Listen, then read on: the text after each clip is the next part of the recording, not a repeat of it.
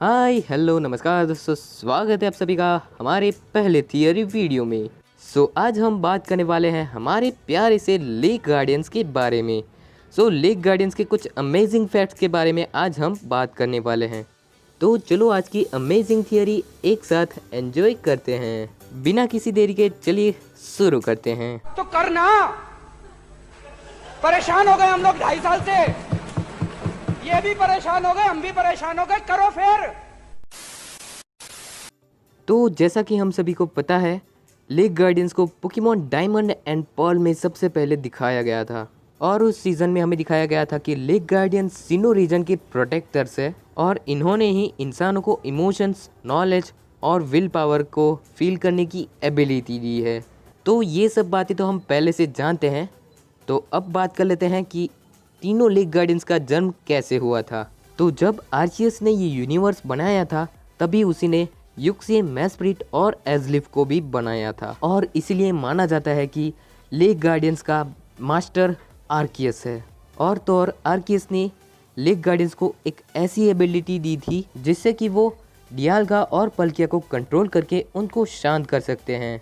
और एज़लिफ की Pokedex entry के मुताबिक तीनों लेक गार्डियंस का जन्म एक ही एग में से हुआ था और माना जाता है कि लेक गार्डियंस इंसानों से इसलिए दूर रहते हैं क्योंकि अगर वो इंसानों के साथ रहे तो 3 दिनों में सभी इंसान उनकी मेमोरी, उनका इमोशन या फिर विल पावर लूज कर सकते हैं। तो ये तो बात हो गई तीनों लेक गार्डियंस के अमेजिंग फैक्ट्स के बारे में। तो अब बात करते हैं सेपरेटली एक लेक गार्डियंस के पास कौन से अमेजिंग फैक्ट्स हैं। लेकिन उससे पहले जैसा कि आप देख सकते हैं, लेक गार्डियन शाइनी फॉर्म्स में भी पाए जाते हैं। Wait a minute. अगर लेक गार्डियंस के शाइनी फॉर्म्स पाए जाते हैं तो अभी तक एनीमे में क्यों दिखाया नहीं गया? अयो बेटा, हमारी मर्जी, तू हमें क्यों बोल जाए? हम दिखाए या ना दिखाए, तुझे क्या लेना देना है? अरे अच्छा सॉरी, ठीक है आपकी मर्जी। गाइस, आप में से जिसने Pokemon ultra sun and moon खेला होगा उसको पता होगा एक रेड में शाइनी लेक गार्डियंस को कैच करने का सभी को मौका मिला था। तो ये तो प्रूफ हो गया कि लेक गार्डियंस का शाइनी फॉर्म तो ऑफिशियली अवेलेबल है, लेकिन एनीमे में क्यों नहीं दिखाया गया वो पोकेमॉन कंपनी जाने। अरे हाँ सॉरी, तो हम बात करने वाले थे किसी एक लेक गार्डियंस के अमेजिंग फैक्ट्स के बारे में। तो सबसे पहले बात कर लेते हैं यूक्सी के अमेजिंग फैक्ट्स के बारे में, लेकिन उसके बेसिक फैक्ट्स पहले जान लेते हैं। तो जैसा कि हम सभी को पता है, जो भी यूक्सी की आंखों में दिखता है वो अपनी मेमोरी अपने आप खो देता है। तो ऐसा ना हो जाए इसी वजह से यूक्सी हर वक्त अपनी आंखें बंद रखता है। और क्या आपको पता है, यूक्सी की आत्मा अपनी बॉडी को अपने आप छोड़ सकता है, वो जिंदा हो फिर भी, और वो अपने आप अपनी बॉडी में एंटर भी कर सकता है जब उसकी मर्जी हो। और Pokemon mystery dungeon explores of time and explores of darkness में दिखाया गया है कि यूक्सी अपने आप इल्यूजन को क्रिएट कर सकता है। फैक्ट नंबर 3, यूक्सी बहुत ही शर्मीला है, लेकिन अगर उसके 2 साथियों को कोई धमकी दे या फिर कुछ हो जाए उनके 2 साथी को, तो वो अपनी पूरी फोर्स से अटैक करता है। तो ये थे यूक्सी के अमेजिंग फैक्ट्स। तो अब अगली बारी है मेस्प्रिट की। फैक्ट नंबर 1, ये भी अपनी बॉडी को अपनी आत्मा से अलग कर सकता है, वो भी मरे बिना। फैक्ट नंबर 2, अगर कोई इंसान मेस्प्रिट को छूता है तो उसके छूने के साथ उसी इंसान के सभी इमोशंस भी उड़न छू हो जाते हैं। और कहा जाता है कि मेस्प्रिट ने ही इंसानों को दुख, दर्द और आनंद को समझने की एबिलिटी दी थी। फैक्ट नंबर 3, ये अपने आप को कभी भी टेलीपोर्ट कर सकता है और अपने आप को ही नहीं, किसी भी इंसान या पोकेमॉन को भी टेलीपोर्ट कर सकता है।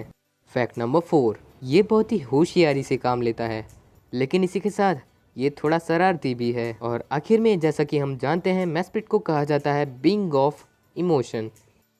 तो चलिए अब देखते हैं एज़लिफ के अमेजिंग फैक्ट्स। फैक्ट नंबर 1, एज़लिफ सोता है एक लेक के बॉटम में ताकि वो इस दुनिया का संतुलन बनाए रखे। ये किसी भी इंसान की मर्जी को कंट्रोल कर सकता है या किसी भी इंसान की बॉडी में एंटर कर सकता है। फैक्ट नंबर 2, और कहा जाता है कि एज़लिफ इंसानों को नुकसान पहुंचा सकता है। ये इंसानों को मेंटली हरा सकता है। मतलब कि ये इंसानों को मेंटली पत्थर जैसा बना सकता है। एज़लिफ किसी भी पोकेमोन या फिर इंसान को मेंटली नुकसान दे सकता है। फैक्ट नंबर 3, अगर इसको धमकी दी जाए तो वो उसी इंसान को अपने आप के पक्ष में कर लेता है। एज़लिफ को कहा जाता है the being of will power, मतलब कि ये इंसानों को सिखाता है कि कभी हार नहीं माननी चाहिए। और इसी वजह से मेस्प्रिट को एनिमे में एस के साथ दिखाया गया था, क्योंकि एस भी कभी हार नहीं मानता।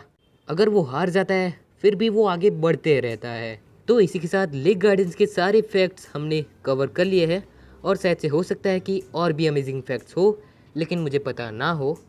तो एट लास्ट चलो थोड़ी कंपैरिजन कर लेते हैं तीनों लेक गार्डियंस के बीच में।